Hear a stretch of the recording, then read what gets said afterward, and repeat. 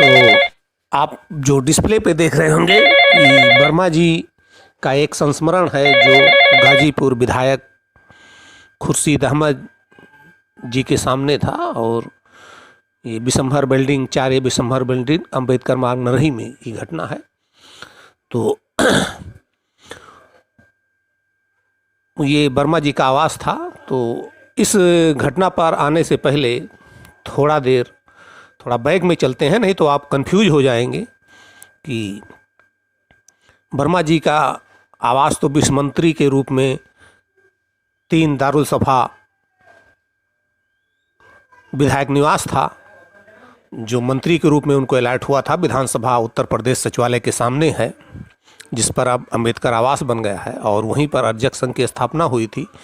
तो वर्मा जी का ये नरही का आवास कैसे हो गया, तो आपको बता दें कि वर्मा जी जब वित्त मंत्री थे तो 3 दारुल सफ़ा बंगला उनको वित्त मंत्री के हैसियत से अलॉट हुआ था, जो उत्तर प्रदेश विधानसभा के सामने था, जिस पर अब अंबेडकर छात्रावास बन गया है। और ये भी बहुत साजिश के तहत आपको बता दें ये बनाया गया, क्योंकि वर्मा जी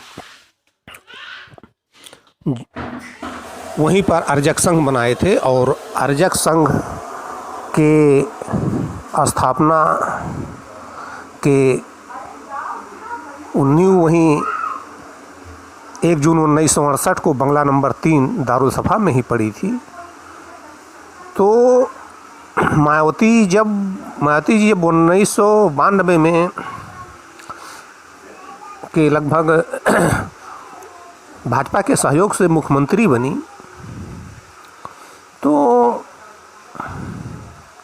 बल्कि आप ये कहिए कि हमारे ख्याल से हाँ लगभग 91-92 का ही दौर था जब वो मुख्यमंत्री बनी, मुलायम से अलग होने के बाद में, गेस्ट हाउस कांड के बाद में।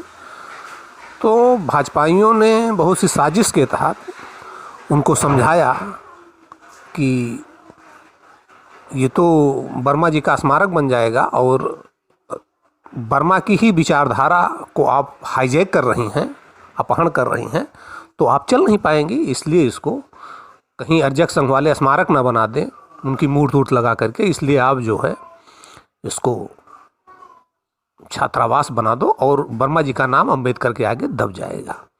अब इसमें भाजपा को क्या खतरा था कि उसने साजिश रची, तो आपको हम बता दें कि भाजपा को सबसे बड़ा खतरा जो ब्राह्मणवाद की लंबरदार बनती है वो अर्जक से ही है, क्योंकि चाहे अंबेडकर जितनी भी पूर्व की विचारधाराएं थी वो लंगड़ी थी। रामस्वरूप वर्मा जी कहा करते थे कि 100 लंगड़े मिल करके भी दौड़ नहीं जीत सकते हैं, जो एक स्वस्थ व्यक्ति दौड़ लेगा। तो वो सब कहीं न कहीं, चाहे फूले हों चाहे कोई हो, पूर्ण रूप से वो नहीं दे पाए। और अर्जक संघ सभी धर्मों, सभी मान्यताओं, सभी महापुरुषों की बातों का एक निचोड़ है, जो मानववाद के नाम से वर्मा जी ने प्रचारित किया। ब्राह्मणवाद बनाम मानववाद, मतलब एक तरफ जो भेदभाव वाली विचारधारा है, ऊंच नीच की मानने वाली विचारधारा, उसको उन्होंने ब्राह्मणवाद कहा, और एक तरफ जो मानव की बराबरी, समता, खान पान, उठ बैठ, बोलचाल में चाहती थी, इसको उन्होंने मानववाद कहा। समता को मानववाद और विषमता को ब्राह्मणवाद। और जो हराम की लूट कर खाते हैं उनको अनर्जक कहा, इनको अनर्जक कहा। तो इसलिए इसको गिरवा दिया। और दूसरा एक और चाल चली कि वर्मा जी को कैसे पूरी तरह से मिटाया जाए। तो आपको बता दें कि 1971-72 के दौरान जब दाऊ जी गुप्ता, चूँकि ये भुर्जी थे जात के, इसलिए वर्मा जी से काफ़ी, चूँकि ओबीसी, वर्मा जी का दलित आंदोलन था ही, ओबीसी दलित अर्जक संघ कैमरों का, तो वो उससे प्रभावित रहते थे। वो पहले भी वर्मा जी से प्रभावित थे, उनसे संपर्क में थे।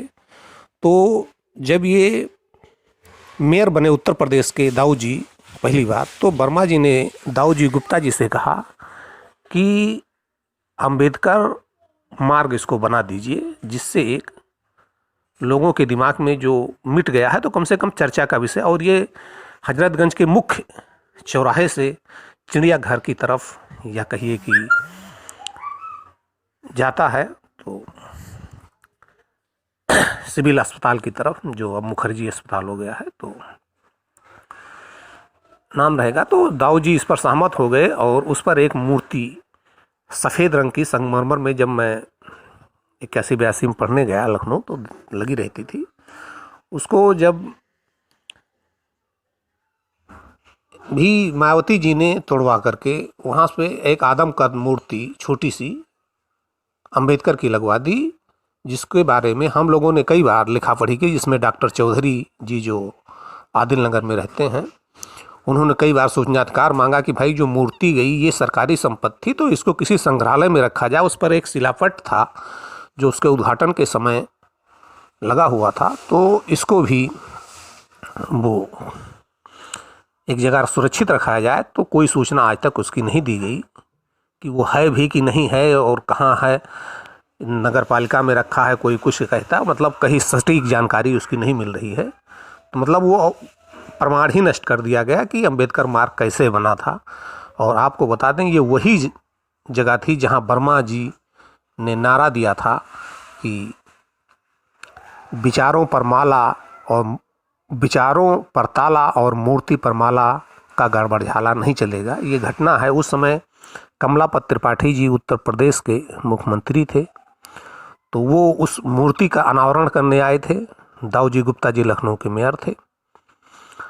तो जब कमलापत त्रिपाठी जी ने उस मूर्ति पर माला चढ़ाई तो वर्मा जी ने उसका विरोध किया और कहा कि किसी भी चीज़ पर माला डाल देने से उसकी विचार मर जाते हैं और विचारों पर ताला और मूर्ति पर माला का गड़बड़ झाला नहीं चलेगा। आपको बता दें क्यों कहा वर्मा जी ने, क्योंकि अंबेडकर के दो साहित्य सम्मान के लिए धन परिवर्तन करें कमलापत त्रिपाठी जी ने जब्त कर लिए थे मुख्यमंत्री रहने के दौरान, और उसको समाज के लिए आपत्तिजनक माना था। तो अब ये बात क्लियर हो गई कि वर्मा जी कैसे वहाँ रहते थे। तो जब यहाँ पर ये बंगला सरस्वती अम्बाल जी को अलर्ट हो गया बतौर एमएलसी, वित्त मंत्री से हट गए, तो ये कांग्रेस में थी, वो चली गई और उनको बतौर एमएलसी अलर्ट हो गया। तो बंगला नंबर 3 दारुल सभा का, तो वर्मा जी को जो जिला अधिकारी थे उन्होंने 4 ये नरही का जो बिल्डिंग थी वो वर्मा जी को अलॉट कर दी जो उनके अधिकार क्षेत्र में थी। तो 4 ये अंबेडकर मार्ग नरही लेन, 4 ये नरही लेन अंबेडकर मार्ग, क्योंकि वो एरिया नरही में आता है, नरही जो हजरतगंज से सटा हुआ एरिया है, 4 ये वहीं पर बिशंभर बिल्डिंग थी, उसमें वर्मा जी रहने लगे थे। तो वहीं की ये घटना है 1992 की, जो संस्मरण आपको डिस्प्ले हो रहा है। 1992 में गाजीपुर के निर्दलीय विधायक हुए थे खुर्शीद अहमद जी। वो वर्मा जी से मिलने के लिए आए, शाम का टाइम था। जैसा कि आप जानते हैं वर्मा जी 2 ही टाइम बैठते थे, सुबह और शाम, और वहाँ कोई नहीं था। मैं बसंत वर्मा और रामस्वरूप वर्मा जी वहाँ बैठे आपस में चर्चा कर रहे थे। तो खुर्शीद अहमद जी आए और उन्होंने वर्मा जी से अपना परिचय दिया।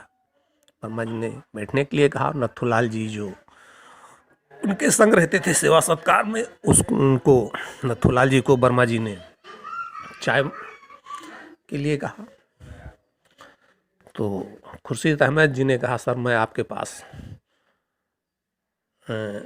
आपसे बहुत प्रभावित हूँ और आपको बहुत विद्वान मान करके आया हूँ। विधानसभा में मैंने आपकी चर्चा भी देखी है और काफ़ी लोग प्रभावित रहते हैं, मैं भी प्रभावित हूँ।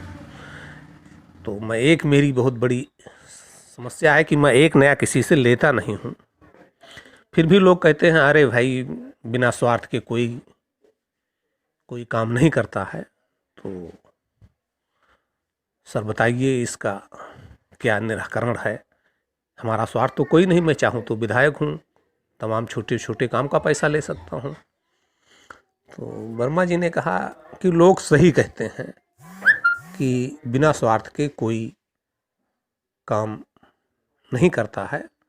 तो रामस्वरूप वर्मा जी भी पैसा नहीं लेते हैं, रामस्वरूप वर्मा भी लोगों के लिए जो कुछ है वो खर्च कर देते हैं, चाहे किताब के रूप में हो, चाहे मीटिंग में हो, चाहे जिस तरीके से जो कुछ आता है सब जनता की भलाई में लगा देते हैं कि लोगों के उत्थान कैसे हो। लेकिन स्वार्थ है, रामस्वरूप वर्मा का भी यहाँ स्वार्थ है। अब आप सोचेंगे कि भाई रामस्वरूप वर्मा का क्या स्वार्थ है? स्वार्थ तो लोग पैसे को जो स्वार्थ मानते हैं, रामस्वरूप का वो स्वार्थ नहीं है पैसा कमाना। लेकिन एक स्वार्थ ये है कि लोग हमारा नाम इज्जत से लें कि भाई रामस्वरूप वर्मा अच्छे आदमी थे, लोगों के हित के लिए हमेशा सोचा करते थे कि गरीबों की निरादर दरिद्रता कैसे मिटे, इसी पर अध्ययन किया करते थे, इसी पर लगे रहते थे। तो एक स्वार्थ तो यह ही है कि लोग 10 लोग इज्जत से नाम लें, समाज में लोग इज्जत से पुकारें। तो इसीलिए रामस्वरूप अच्छे काम करते हैं, लोगों की निरादर दरिद्रता मिटाने पर लगे रहते हैं। एक स्वार्थ तो है। तो लोग जो कहते हैं कि स्वार्थ में ही सब काम होता, बिना स्वार्थ के कोई कुछ नहीं करता है, तो वो लोग सही कहते हैं। और आप जो इस पर देख रहे हैं, स्वार्थ लाग करें सब प्रीति, बिना स्वार्थ ना कोई नीति, ये वर्मा जी ने नहीं कहा था, ये मैंने अपनी तरफ से कविता बनाई है और आपको उस पर डिस्प्ले किया है। वर्मा जी ने जो समझाया वो यही तर्क था। फिर उसके बाद खुर्शीद अहमद जी उठे और चलने लगे। तो उन्होंने कहा कि वर्मा जी से कहा कि भाई हमारे बहुत बड़े फॉलोअर हैं, ये समर्थक हैं बेचारे और बुद्धिमान आदमी भी हैं।